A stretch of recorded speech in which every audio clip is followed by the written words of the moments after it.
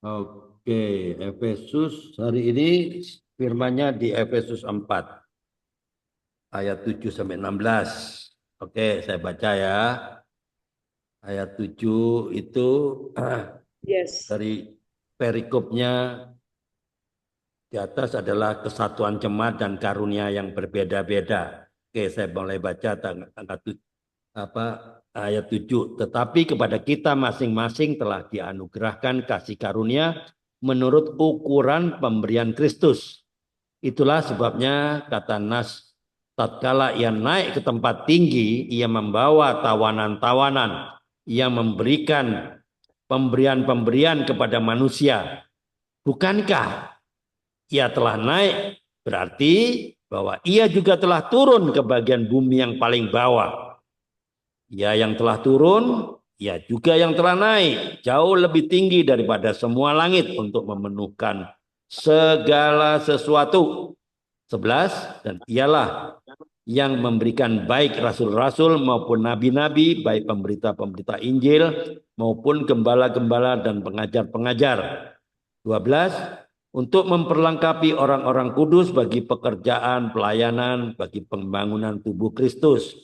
13, sampai kita semua telah mencapai kesatuan iman dan pengetahuan yang benar tentang anak Allah, kedewasaan penuh dan tingkat pertumbuhan yang sesuai dengan kepenuhan Kristus.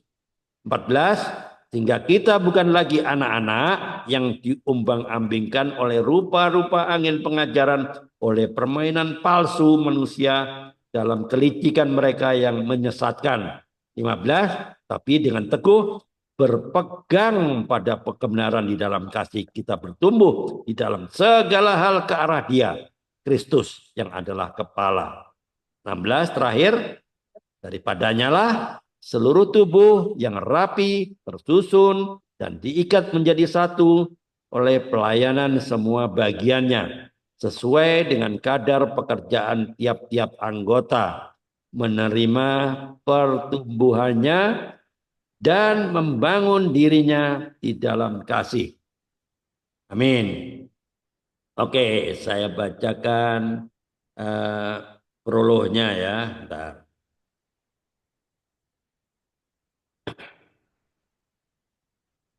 Oke, prolognya temanya sama ya, bertumbuh dalam karunia. Ya, Efesus 4 ayat 7 sampai 16 sudah dibacakan kan. Jadi firman hari ini berbicara tentang apa? Tentang karunia yang diberikan kepada yang diberikan oleh Yesus.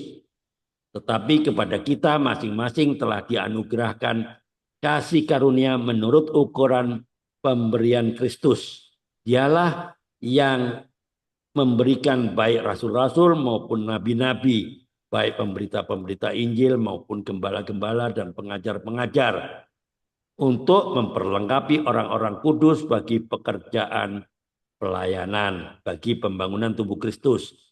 Yesus memberikan semua karunia itu bukan untuk membuat kita sombong atau pamer, tapi agar kita semua telah mencapai kesatuan iman dan pengetahuan yang benar tentang anak Allah, kedewasaan penuh dan tingkat pertumbuhan yang sesuai dengan kepenuhan Kristus. Sehingga kita bukan lagi anak-anak yang diumbang-ambingkan oleh rupa-rupa angin pengajaran, oleh permainan palsu manusia dalam kelicikan mereka juga yang menyesatkan. Tapi dengan teguh berpegang pada kebenaran di dalam kasih kita, bertumbuh dalam segala hal ke arah Dia, Kristus, yang adalah kepala. Pertanyaannya, sudahkah Anda menyadari karunia-karunia yang Anda terima dari Tuhan? Oke, ya ini Pak Bambang baru masuk lagi, terlempar. Oke, silakan Pak Bambang. Ya, baik Pak. Tadi tapi sudah terakhir Pak ya pembacaan tadi. Ya, saya bacakan firman-Nya, saya juga sudah bacakan Oh, ya baik prolognya. Pak. Mungkin ada Ya, pesan-pesan Pak Bambang sebelum sharing. Silakan. ya Pak. Sebaiknya karena ini jumlahnya 6, kita di Main room aja. main room aja. Ya, Ya, main room. gitu. Ya, Ya. nggak apa-apa. Jadi pesan saya, mari kita terus merenungkan ya, merenungkan firman yang baik kita baca maupun yang kita dengar, kesaksian-kesaksian yang luar biasa itu. Karena disitulah membawa kita untuk kita dibangun iman kita, bangun iman dalam iman kebenaran pada Allah. Nah, ini pesan saya, apalagi kalau kita pada siang hari ini berturut-turut dari kemarin itu tentang bicara kasih karunia. Ya. Iya. Kasih karunia itu adalah anugerah itu ya.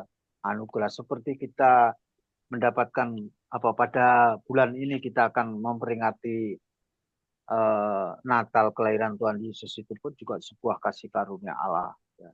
Karena di dalam Yohanes 3 ayat 16 Tuhan itu, oleh karena besar kasih Allah kepada kita, kepada dunia ini kan, maka diberikan anaknya yang tunggal, putra yang tunggal. Jadi bentuk kasih karunia yang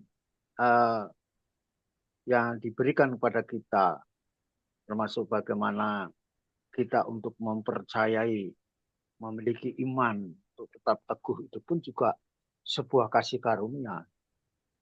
Jadi, makanya oleh kasih karunia yang telah kita miliki, apapun yang kita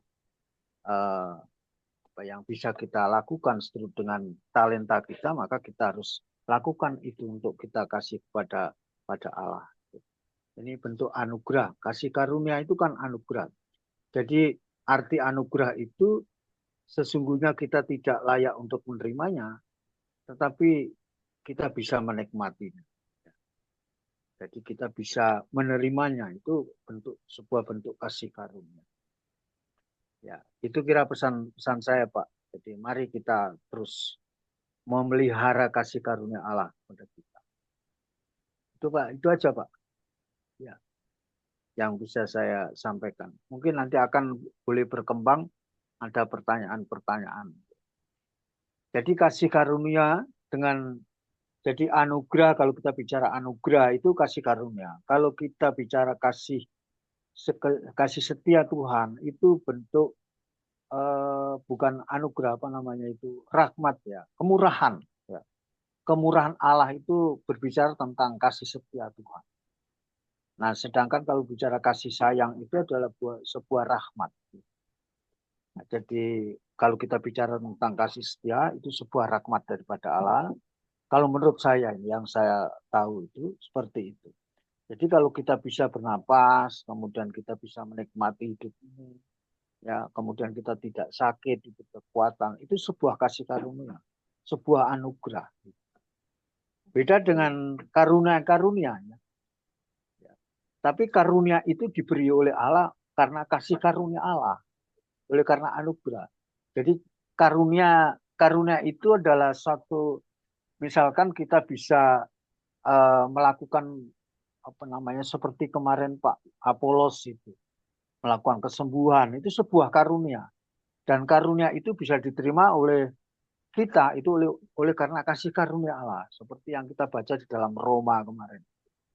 Maka untuk kita dapat memiliki kasih karunia, maka kita harus, kemarin sering itu Pak Andre sampaikan, kita harus ada relasi dengan Tuhan. Ya, kita membangun itu. Nah, itu kedekatan kita, kebersamaan kita. Nah, bukan cukup untuk bersama, tapi kita melakukan akan kehendaknya, firman-Nya. Ya, Pak, terima kasih Tuhan berkati. Silakan Pak Haji. Suaranya enggak dengar Pak. Tes 1, 2, 3. Ya, muncul Ya. sekarang. Oke. Ada yang mau sharing dapat apa di Efesus 4 ayat 7 sampai 16. Ada yang mau sharing dapat apa lewat firman di Efesus ini? Boleh buka mikrofonnya. Shalom Bu Agustina, Ibu Ria, dan Mama Ita. Mungkin ada yang mau bertanya, nggak apa-apa juga. Kalau mungkin nggak jelas ya. Boleh. Ya, Apa boleh, maksudnya Pak. Efesus ini? Nggak apa-apa. Silakan. Ada yang mau disampaikan.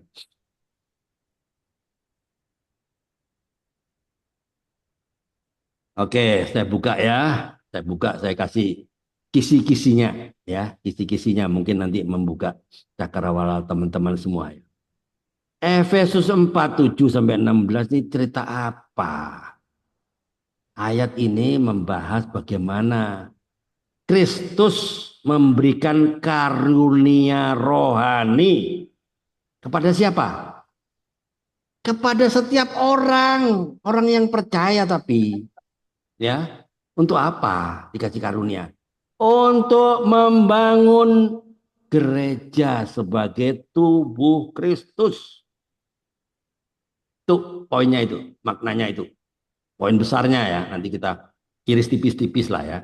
Karena Rasul Paulus menekankan pentingnya ya, ini kan Rasul Paulus yang apa ya, memberitakan kan di jemaatnya di Efesus ya. Rasul Paulus menekankan pentingnya kesatuan. Kesatuan apa? Kesatuan untuk kedewasaan rohani dan fungsi setiap anggota dalam tubuh Kristus untuk apa? Demi pertumbuhan gereja. Gereja itu ya kita semua ini gereja.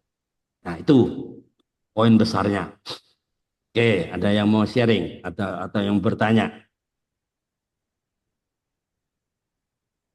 Shalom Bu Agustin. Ya, ya, silakan. Ada yang mau ditanyakan?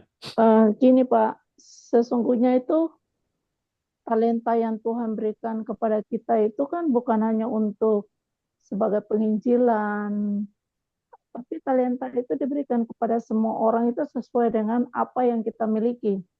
Berarti ada yang talenta sebagai dalam pekerjaannya, sebagai seorang pendeta, sebagai seorang pelayanan, sebagai orang militer, dan lain-lain.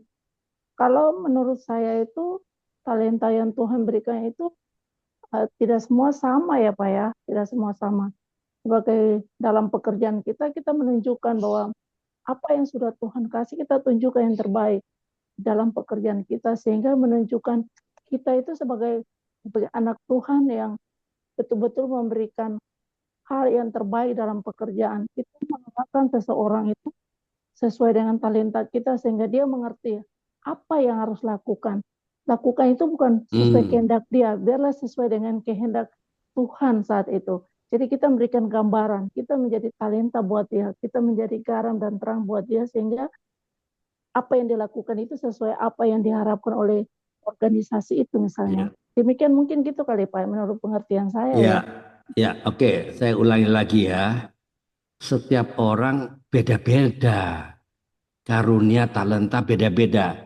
Tuhan kan sudah berikan perumpamaan. Ada yang diberikan 5 talenta, ya enggak? Ada yang 2 talenta, ada yang 1 talenta. Dia tahu, oh ini si A ini bisa ini, kasih 5 dia. Oh si B nggak bisa lah, ini 2 aja lah. Si C, wah nggak bisa dia, 1 aja lah. Tapi Tuhan mau berkembang. Talenta itu jangan disimpan di bawah tanah.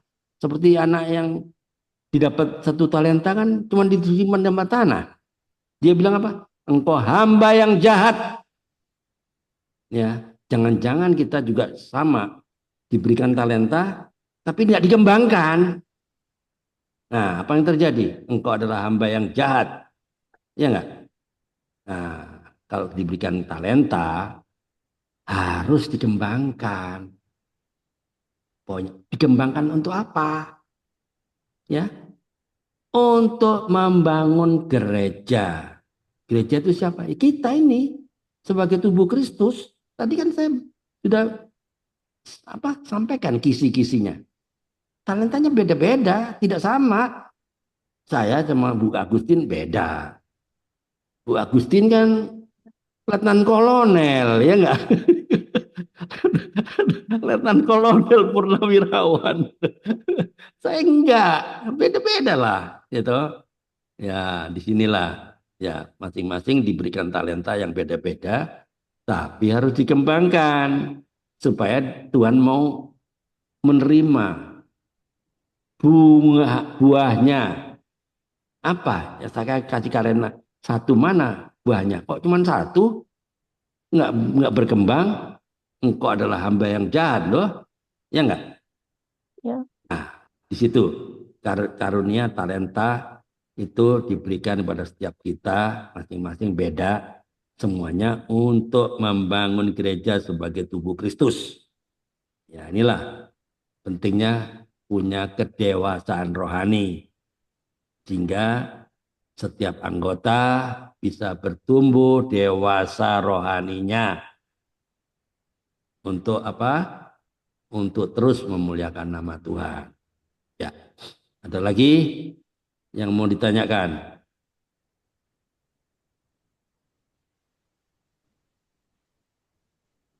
Ya, Mama Ita ada yang mau ditanya? Saya coba Ngomong aja apa? nih Pak Andre. Saya Ya, coba aja ya. coba aja ya. Oke, nggak apa-apa. Saya coba ya. Ya, Eh, dapat apa ini? saya dapatkan seperti ini ya. Memang kita ya, di ayat 7 dulu. Tetapi kepada kita masing-masing telah dianugerahkan kasih karunia menurut ukuran pemberian Kristus. Jadi kita dikasih kasih karunia itu menurut ukuran pemberian Kristus. Semuanya itu nggak sama. Iya. Nggak sama, tapi tujuannya yaitu untuk kemuliaan nama Kristus sendiri. Iya. Karena Kristus memberikan itu tentu punya tujuan sehingga di ayat 12 saya lompat aja lah ayat 12. Ya. Untuk memperlengkapi orang-orang kudus bagi pekerjaan pelayanan bagi pembangunan tubuh Kristus. Nah, itu tujuannya. Iya, tujuannya di situ sehingga kita merasakan panggilan itu sesuai dengan panggilan Tuhan. Memang kelihatannya samar, memang kelihatannya nggak kemana arah hidup kita, kemana. Tapi Tuhan itu pasti memberikan itu kepada kita melalui proses hidup, melalui perjalanan hidup kita, melalui kedewasaan hidup kita. Jadi kita diarahkan itu untuk dewasa di dalam firman Tuhan yang membentuk kita melalui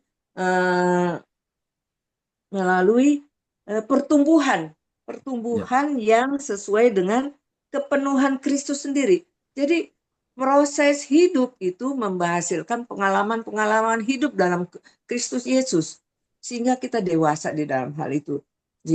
Sehingga kita bukan lagi anak-anak yang diombang-ambingkan oleh rupa-rupa angin pengajaran. Ya. Oleh permainan palsu manusia dalam kelicikan mereka yang menyesatkan. Nah itu, kita dilengkapi kasih karunia itu untuk kita bertumbuh. Bertumbuhnya bagaimana? Pengalaman hidup. Pengalaman hidup apa? Dalam Kristus, melalui pelayanan-pelayanan kita, melalui proses hidup kita. Nah, sehingga kita dikuatkan, dimampukan untuk kita bisa berdiri teguh sehingga kita mendapatkan kasih karunia itu yang tadinya kita katakan tadi apa mungkin atau masih samar atau apa. Tapi dengan perjalanan hidup kita diteguhkan sekali. Sehingga jawabannya ada di ayat 15 dan 16. Tetapi dengan teguh berpegang kepada kebenaran di dalam kasih kita bertumbuh di dalam segala hal ke arah Dia, bertumbuh dalam segala hal ke arah Dia, Kristus yang adalah kepala. Nah itu. Terus yang ke-16, daripadanya lah seluruh tubuh yang rapi tersusun dan diikat menjadi satu oleh pelayanan semua bagiannya sesuai dengan kadar pekerjaan tiap-tiap anggota, menerima pertumbuhannya dan membangun dirinya dalam kasih. Itulah kesatuan. Kita nggak tahu Pak kasih karunia kita di mana. Nah, kan ya, jari tangan kita aja ada 10. Apakah kita ini kelingking, telunjuk, jari tengah, jari manis, atau jempol? Nah, langkah kita aja juga seperti itu. Tapi yang saya rasakan gitu ya, Tuhan sendiri yang melengkapi kita. Tuhan sendiri yang menuntun kita. Tuhan sendiri yang memberikan pengetahuan-pengetahuan tentang kebenaran itu melalui proses hidup, melalui pembacaan firman Tuhan, melalui Zoom ini, melalui pertemuan-pertemuan yang sifatnya membangun, sehingga kita bisa lihat di pertemuan itu aja kita bisa melihat ini kan pertemuan yang baik atau yang menyesatkan. Kalau yang baik kita bertumbuh, kalau menyesatkan kita mendingan mundur aja. Kita tahu kok, karena pelayanan-pelayanan itu di zaman sekarang ini banyak. Tinggal Tuhan memberi kita kasih karunia pemikiran yang cerdas di dalam kebenaran akan Tuhan, akan firman Tuhan. Itu aja Pak Andre dari saya. Amin. Ya, oke, very good. Ya, lebih mendetail gitu katanya ya. Oke, Bu Ria, ada yang mau ditanyakan atau ada yang mau disampaikan? Saya dengar saja Pak Dengar Andre. ya. Oke, nggak apa-apa. Alright. Ya, mungkin masih di publik ya. Oke, ya apa yang disampaikan oleh Ibu Mama Ita ya. Setiap orang percaya itu terima karunia. Setiap orang percaya. Tapi gimana caranya kita terima karunia apa? Tanda-tandanya. Ya kita harus punya kepekaan rohani. Syaratnya apa kepekaan rohani? Ya harus punya relasi. Kalau kita nggak punya relasi yang intim dengan Tuhan, kira-kira kita bisa tahu nggak kita dapat karunia apa? Ya nggak bisa. Ya itulah pentingnya punya relasi yang intim dengan Tuhan. Supaya kita mengerti karunia-karunia apa yang disampaikan, yang diberikan Tuhan kepada setiap pribadi kita. Karena semuanya untuk apa? Karena setiap orang punya bagian dalam membangun tubuh Kristus kan, ayat 7 itu. Ya, disitulah karunia macam-macam ya. Karunia rasul, nabi, penginjil, gembala, pengajar. Itu semuanya kan diberikan untuk memperlengkapi orang percaya dalam pelayanan untuk membangun tubuh Kristus kan? Ya, ayat 11 12 itu. Ya, disinilah kita mendapat panggilan untuk apa? Bertumbuh dalam kedewasaan. Karena orang percaya itu dipanggil untuk bertumbuh, enggak stagnan, enggak diam di tempat, enggak berhenti saja, tapi dipanggil untuk bertumbuh dalam iman supaya apa? Mengenal Kristus lebih dalam. Sehingga apa? Kalau tidak mengenal, akibatnya kita mudah digoyahkan oleh pengajaran-pengajaran palsu. Tidak mudah digoyahkan.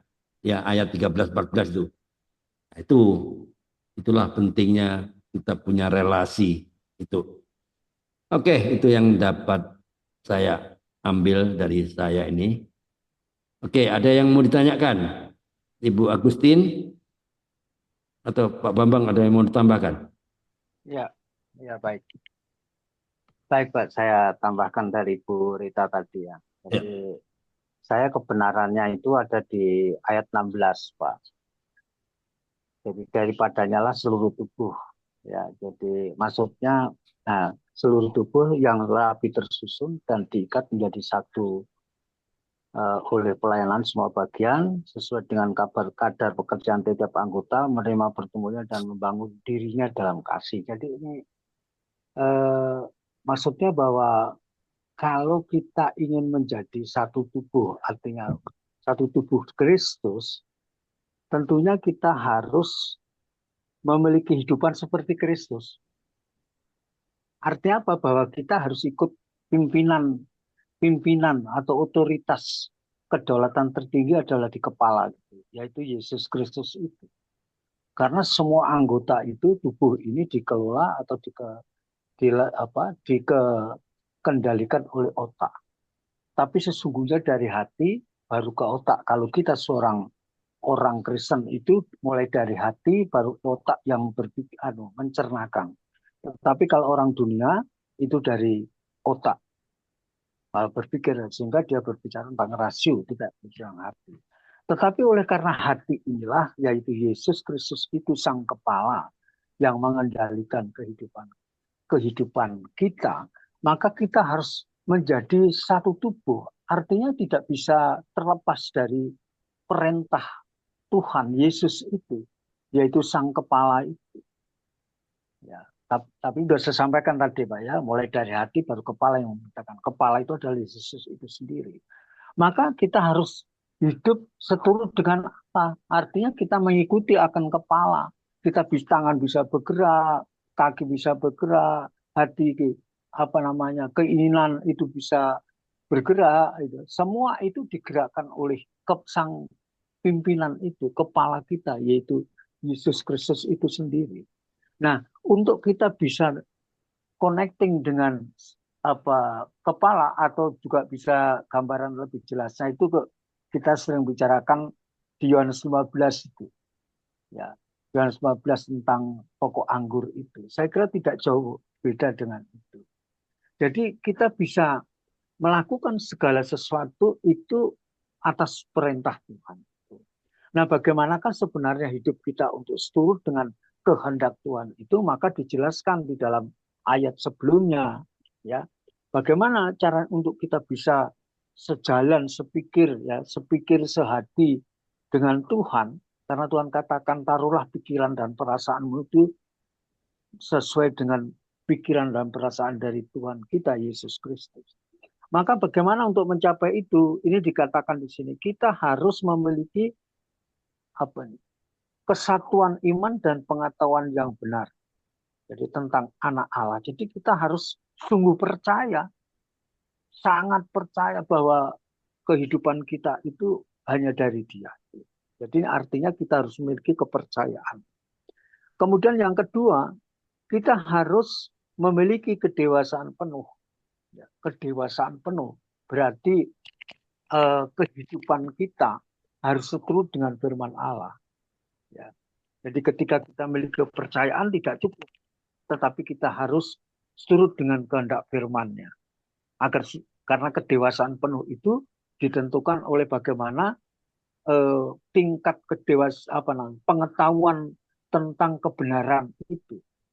Itu baru bisa dikatakan seseorang bisa dewasa. Misalkan sabar, kemudian penuh kasih, itu kan dari firman-Nya, dari kebenaran firman yang kita dengar. Dan kita bisa ada kebijaksanaan. Ya. Nah, kemudian sampai kepada tingkat pertumbuhan yang sesuai dengan kepenuhan Kristus. Artinya apa? Bahwa apa yang kita percayai, apa yang kita lakukan, apa yang kita itu semua untuk atau seturut dengan kehendak Tuhan. Jangan seturut ke pikiran kita. Nah, sampai kepada ayat yang ke-15, dengan kita terus berpegang teguh kepada kebenaran dan kasih, maka kita akan dapat hidup dalam satu kesatuan tubuh Kristus itu, Pak. Jadi tidak mungkin orang tidak memiliki apa yang saya sampaikan, cukup 3 saja tadi tentang kepercayaan kita, iman percaya kita kepada Tuhan yang sungguh-sungguh bahwa Allah itu adalah firman dan firman itu telah menjadi manusia, yaitu Yesus Kristus. Itu harus kita percaya. Tidak ada tawar-menawar lagi. Kita harus percaya itu. Yang kedua, kita harus memiliki pengetahuan yang benar. Jadi kita harus tetap memiliki kedewasaan penuh dengan terus kita isi hidup kita dengan firman Allah. Kemudian yang ketiga, hidup kita harus tetap berpegang pada kebenaran dan kasih yang memang Tuhan telah ajarkan kepada kita. Maka kita tidak akan bisa dalam satu tubuh dengan Kristus. Dengan demikian, maka kalau kita korelasikan dalam kehidupan kita dalam satu persekutuan di gereja, ya, berjemaat, kalau kita tidak memiliki ketiganya, itu tidak akan mungkin ada terjadi satu pertumbuhan seperti yang Tuhan inginkan.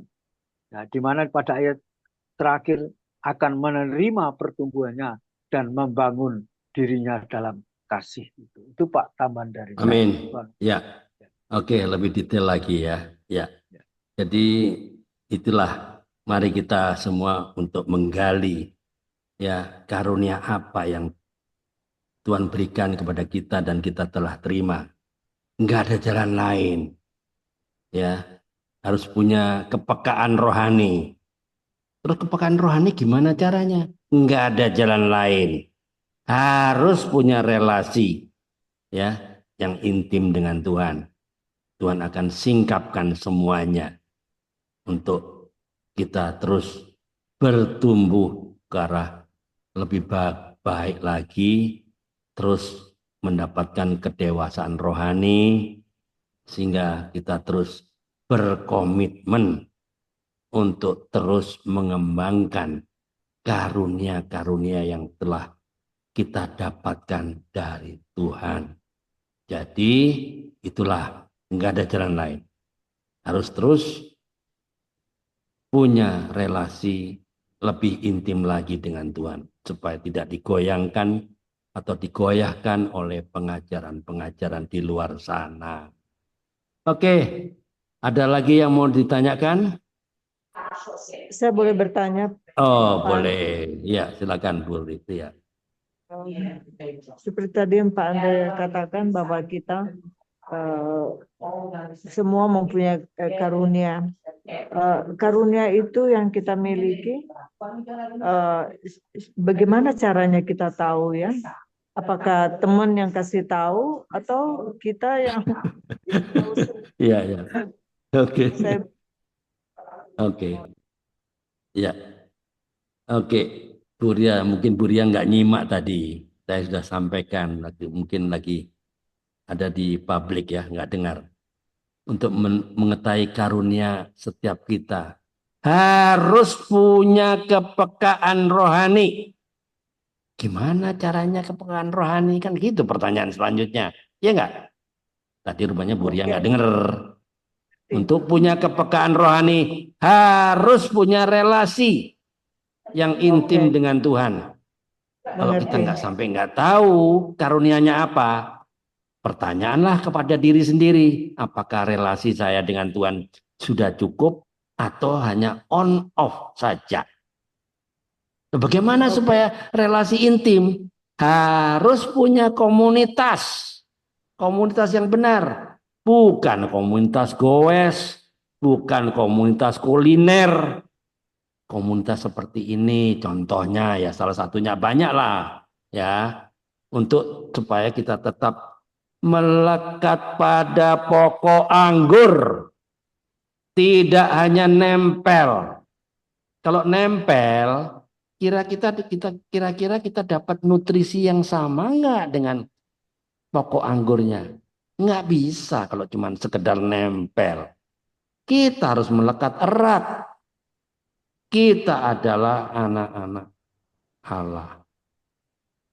Kita adalah Israel rohani. Ya, disitulah. Jadi pasti kita akan tahu, oh karunia saya di sini. Kita yang tahu, lain-lain akan beda, si A, si B, si C, si D, dan seterusnya. Beda karunianya. Saya dulu nggak tahu juga, karena saya on off. Ya bukan berarti saya memproklamirkan diri, wah saya sekarang dekat dong. Enggak, itu akan otomatis. Otomatis. Ya, oke. Itu dia Pak Andre, itu yang Pak Andre katakan barusan ya. Ya. Saya tahu karunia saya di mana, saya tahu. Tapi kalau saya bicara sama orang, nanti orang bilang sombong lagi. Bagaimana ya caranya ya? Atau mau ngajarin. Nanti kalau bicara sama orang bilang, kamu mau ngajarin saya ya. Nah, bagaimana Pak Andre, boleh ya, silakan Pak Bambang. Ya sedikit, Bu Ria. Mungkin kemarin sudah pertanyaan itu kita bicara, Ibu bertanya 2 hari yang lalu kalau tidak salah ya. Bagaimana untuk mengetahui karunia Allah itu? Maka kalau tidak salah kita bicarakan di Roma, kemudian 1 Korintus, kemudian sekarang di Efesus ini ya. Jadi kalau Ibu, betul, maaf, betul Pak, pelajaran saya udah tahu 2 hari yang lalu diceritakan, tahu karunia dan dan lain-lain itu saya udah tahu. Yang pertanyaan saya hari ini beda. Saya bertanya begini, seperti Pak Andre katakan, tanya sama Roh Kudus, peka sama Roh Kudus, karunia kamu apa, begitu ya? Oke. Ya, ya. Jadi pribadi saya nih, bukan firman, pribadi saya. Jadi saya iseng-iseng nembak aja gitu ya, asal bicara nembak. Oh kalau begitu karunia saya karunia mengajar, begitu ya, contoh, ini Iya, cuman contoh. contoh ya, saya ngerti. Nembak aja. Oh Ya. karunia mengajar, begitu ya. Nah, tapi terus akhirnya saya berpikir, Tuhan ini dari saya atau dari Tuhan ini perkataan ini? Jangan-jangan saya makan puji lagi. Itu yang saya mau tanya. Oh. Nah, itu, ya, maksud saya Ya, itu ya. Pak, yang saya mau tanya. Lanjut. Ya. Silakan Pak Andri. Iya, iya, betul, betul. Betul Bu Ria, itu apa yang Ibu Ria sampaikan itu pernah saya alami, Bu. Ya, kalau saya tidak berhikmat, ya pasti dong saya keluarnya pasti nggak berhikmat. Akibatnya orang dicap orang sombong kali. Siapa dia? Ya nggak? Ya. Ya itu memang saya alami. Itulah pentingnya minta hikmat juga. Ya, supaya bukan self-center, harus Christ-center. Apa itu self-center? Apa? Self-center hanya untuk diri sendiri. Motivasinya untuk diri sendiri. Kita harus Christ-center. Semuanya demi kemuliaan nama Tuhan. Loh, kalau bisa dong kalau orang bisa menilai yang negatif. Kalau masih dinilai negatif, ya urusan dia. Kita kan hanya tidak hidup apa kata orang. Kita hidup apa kata firman, apa kata Tuhan. Selama kita tidak self-center, kita tetap harus Christ-center. Jadi fokusnya itu siapa yang ditinggikan? Andrenya atau Kristusnya? Itu bisa tanya pada diri sendiri. Jangan-jangan supaya saya hebat, supaya saya dianggap ini, ya itu self-center. Ya enggak? Ya itu pesan saya itu, minta hikmat. Nanti Roh Kudus akan menunjukkan. Itu. Ya. Ya, kembali lagi pada inti bahwa tadi Ibu sudah percaya Sebentar, bahwa belum selesai. Jadi ya, maksudnya Pak Andre, kalau saya punya karunia tidak perlu orang tahu, hanya saya sendiri yang tahu, begitukah? Bukan Bu, bukan Bu. Kalau punya karunia, itu karunia harus dikembangkan. Kalau dikembangkan kan semua orang tahu, ya enggak? Misalnya. Tapi Pak Andre, tapi jangan saya yang bilang-bilang, saya diam aja. Saya kembangkan, tapi jangan saya yang sebut-sebut. Saya punya karunia mengajar. Oh yang enggak seperti itulah. Enggak boleh disebut ya. Itu self-center nanti. Ya Iya, dong? kembangkan Self-center. Ya, tapi jangan disebut. Ya. Begitu maksudnya ya Pak Ya, Andre? seperti itulah. Jangan. Terima kasih. Ini pelajarannya mantap, bagus. mantap. Pelajarannya mantap. bagus. Mantap. Ya boleh saya tambahkan Bu ya. Jadi bukan berarti Ibu untuk memamerkan atau apa ya, takut untuk mempublikasikan tentang karunia itu, tapi sesungguhnya justru Tuhan menghendaki harus Ibu publikasikan, harus. Jadi dengan Ibu melakukan tindakan itu, tapi bukan untuk mempromosikan ya, mempublikasikan atau kita menyaksikan, itu harus kita lakukan. Pengalaman begitu Bu, apapun yang terjadi ketika saya memiliki keyakinan, tapi tadi yang perlu saya tekankan kepada Ibu tidak boleh takut ketika Roh Kudus itu, karena Roh Kudus itu adalah Roh pemberani, tidak ada roh ketakutan dalam Kristus. Ketika Ibu sudah dipimpin Roh Kudus, ada Ibu dengan karunia yang ada, jangan takut. Ya. Ketika atau sepanjang itu ada di dalam pimpinan Roh Kudus. Nah, tentang bagaimana, apakah nanti saya tidak dikatakan orang, wah itu tidak apa-apa. Memang harus Urusan begitu. dia. Iya, dengan kita menyaksikan karunia Allah yang diberikan pada kita, justru kita akan memuliakan Tuhan. Iya. Bahkan dengan apa yang karunia berikan kepada kita, kita lakukan, akan membawa mereka mencelekkan mata hati dan mata jasmaninya. Amin. Bahwa ini loh, Buria itu melakukan kehendak Allah dengan sebuah karunia yang dimiliki daripada Allah itu. Jadi saya kira tidak harus takut dan malu, Bu. Iya. Memang harus dipublikasikan. Harus. Iya, Pak. Karena itu sebuah memang kehendak Tuhan untuk menyaksikan kemuliaan Allah, tidak bisa. Kita kan harus jadi terang, Bu. Nah, jangan terang itu disimpan di bawah gantang. Iya enggak? Iya, mengerti. Kalau dihujat orang, Tuhan Yesus saja dihujat kok. Siapa kita kalau nggak mau dihujat, Bu? Ya, itu sebuah risiko, iya, betul. kalau menurut saya. Jadi kalau kita melakukan kebenaran atau kita menyaksikan suatu menyatakan tentang kebenaran ataupun apa yang Tuhan nyatakan di dalam kehidupan kita, itu pasti ada orang yang tidak suka. Apalagi mereka orang sebelah itu sebuah risiko. RT 6, Pak. Risiko. Nah, itulah maka keteladanan Kristus harus kita miliki. Makanya kan kita harus percaya Tuhan Yesus secara totalitas. Baik itu kematian, kesengsaraannya, kematian, kebangkitan. Itu memang dasar keimanan kita. Jangan takut diejek dan dimana, wah itu sombong itu. Mentang-mentang dia orang kaya. Tapi tidak. Memang dengan keberadaan kita, kekayaan kita memang justru itu memuliakan Tuhan. Iya, memuliakan Tuhan. Tidak masalah, Bu, kalau menurut saya. Amin. Tuhan memberkati. Oke, Bu Ria. Terima kasih, Bu Ria. Mantap, Bu Ria ini. Terima kasih banyak. Jangan takut. Jangan takut, Bu. Terus, maju terus. Maju terus. Oke, lanjut ke sesi terakhir, Bu. Pak. Baik, ini sudah waktunya 14.50, tibalah saatnya kita akan sesi yang terakhir, bahwa kita akan mendoakan atau berdoa bersama.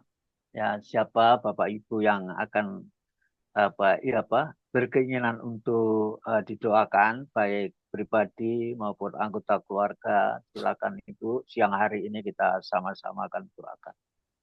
Mungkin saya mulai dari ini karena kita tinggal berempat ya. Bu Agustina. Iya, Pak. Mohon didoakan. Saat ini saya udah mulai mengikuti programnya Pak Andre renang. Saya udah 2 kali nih, Pak. Saya ambil pagi karena sorenya kan suka digunakan. Iya. Ya, dengan kegiatan ini kiranya Tuhan memberkati, saya bisa dipulihkan gitu atau diringankan lah gitu. Demikian, Bapak. Apa yang dirasakan waktu berenang di kolam renang pertama sekali? Sakit kan? Sakit banget, Pak. Sakit memang. Itulah harga yang harus dibayar, Bu. Tapi lama-lama enak itu. Iya. Akan dibenerin. Saraf-sarafnya akan dibenerin. Waktu bikin gerakan-gerakan tertentu, aduh, saya rasa mau nangis. Betul. Berapa meter, Ibu, waktu kita tidak berenang, tapi main air. Oh, di air. Belum berenang ya. Nanti coba sekalian berenang, jadi melatih nafas itu dilatih sekalian. Tapi saya kalau untuk renang, Pak, karena saya memang bisa renang, tapi gerakan itu yang harus kita awal dulu, dasar gerakan untuk mengelola saraf. Oke. Karena saya pakai instruktur, Pak. Hah? Pakai apa? Pakai instruktur. Oh ya.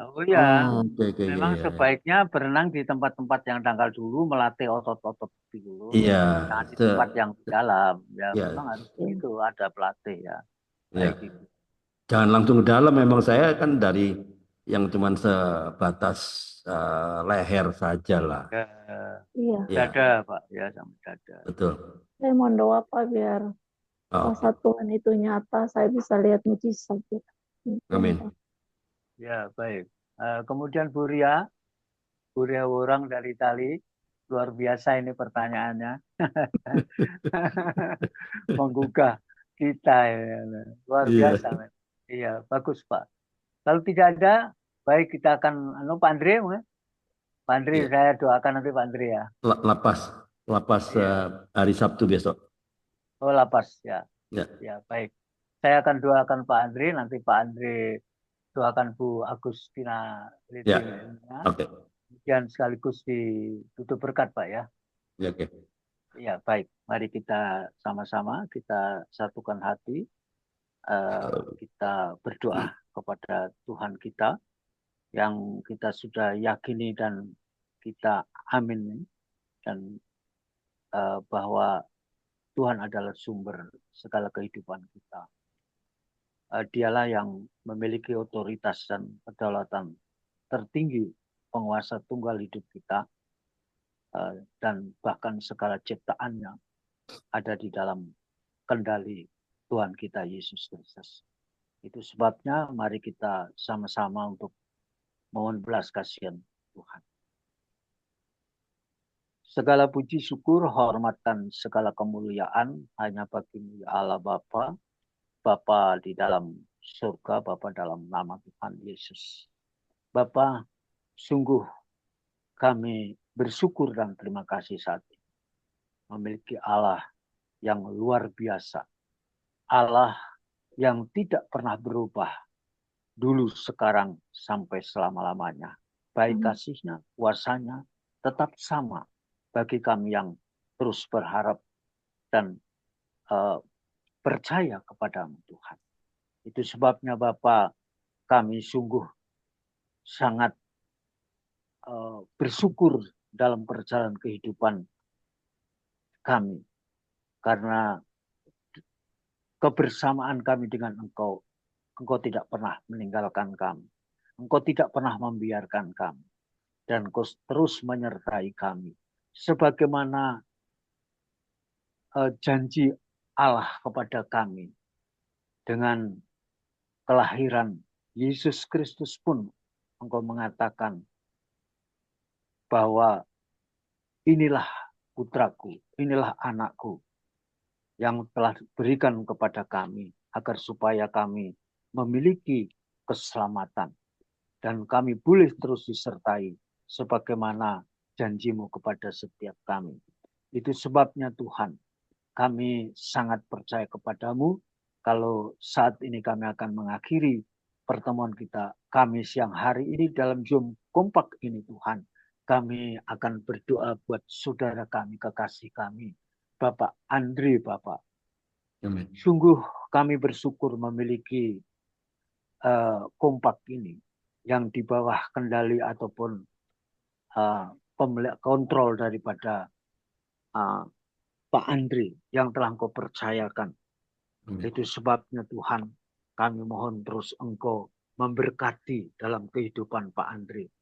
Berkat jasmani maupun rohani, kekuatan, kesehatan terus Engkau berikan kepada Pak Andre. Engkau cukupkan segala kebutuhannya. Bahkan kebutuhan di dalam kompak ini juga Tuhan. Karena kami yakin tidak ada yang mustahil bagimu Tuhan. Engkau tetap akan menyediakan tepat pada waktunya. Menurut kairosmu Tuhan. Itu sebabnya Bapak, kami terus bersandar dan berserah kepadamu. Apapun yang terjadi adalah baik untukmu dan baik untuk kami Tuhan. Itu sebabnya Tuhan, kami serahkan Bapak Andre ke dalam tangan kuasa-Mu Bapak.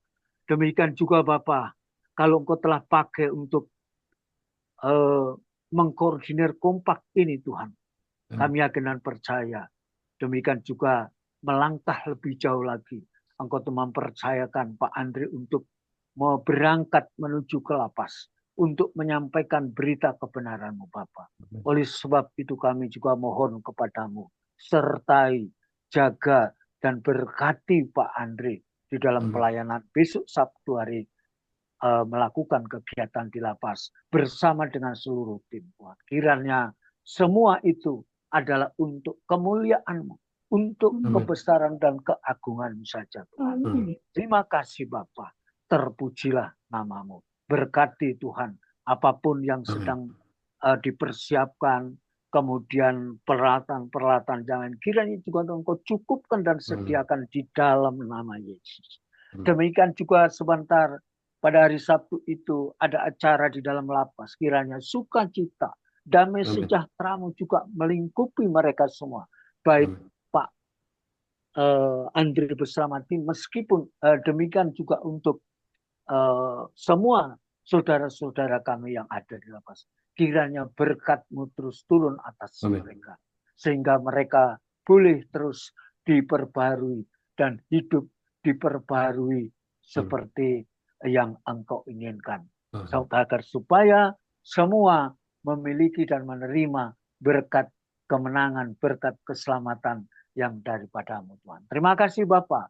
Inilah doa ucapan syukur kami dan permohonan kami kepadamu buat saudara kami, kekasih kami Pak Andre untuk kegiatan-kegiatan baik kompak maupun hari Sabtu besok Tuhan. Terima kasih. Dalam nama Tuhan Yesus Kristus kami sudah berdoa dan ucap syukur. Haleluya. Segala puji syukur hanya Bapa di surga yang layak kita sembah. Bapa yang penuh kasih, kami datang ke hadirat-Mu dengan hati yang penuh kerendahan hati, memohon pertolongan-Mu atas Ibu Agustin yang saat ini sedang menderita karena syaraf kejepit. Engkau adalah Allah yang menyembuhkan, sumber kekuatan dan penghiburan bagi setiap kami. Kami percaya bahwa kuasa-Mu melampaui segala keterbatasan manusia.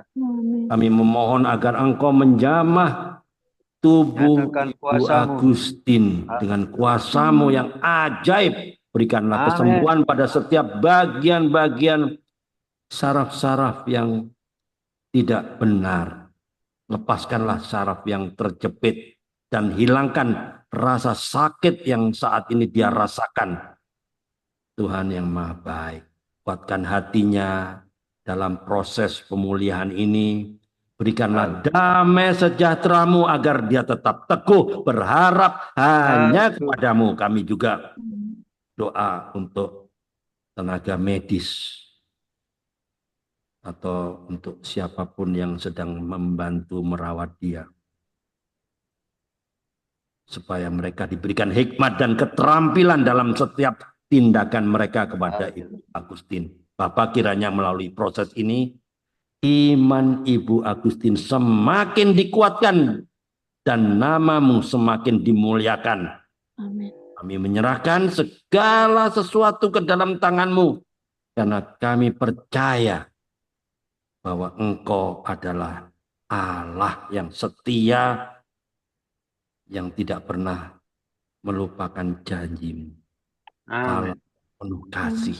Di dalam nama Tuhan Yesus Kristus yang adalah Tabib Agung kami berdoa. Amin.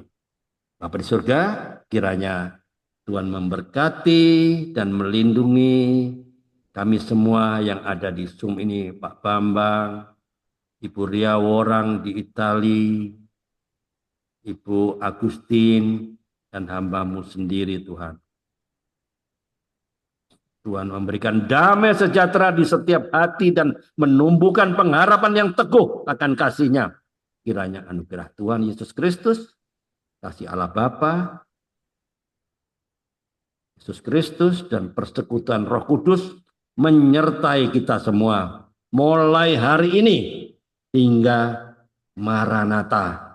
Semua yang sudah diberkati boleh sama-sama katakan amin. Amin. Terima kasih Pak Bambang, Ibu Ria Worang Itali, dan Ibu Agustin ya. Tuhan berkati, tetap semangat ya. Sampai ketemu Tetap semangat ya. minggu depan. Ya Tuhan Pak, berkati. terima kasih. Oke.